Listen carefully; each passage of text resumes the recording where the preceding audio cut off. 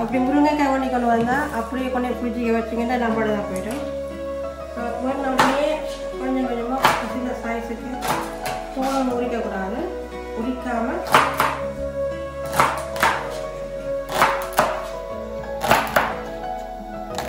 இப்படி கழுவக்கூடாது, தோல் உரிக்கக்கூடாது, அப்படியே கொஞ்சம் கொஞ்சம் வச்சு ஒரு பேக்கெட்டை போட்டு வச்சிங்கன்னா ஒரு 1 வீக்குக்கு பாருங்கள்.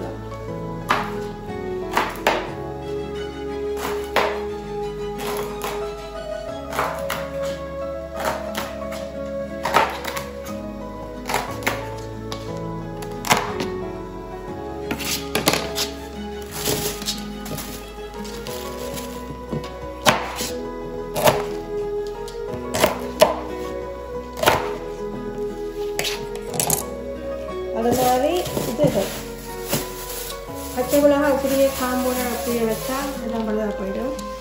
இந்த காம்பை இப்படி உரிச்சு போட்டு காம்பை உடைச்சி போட்டு பேக்கை போட்டு வச்சிங்கன்னா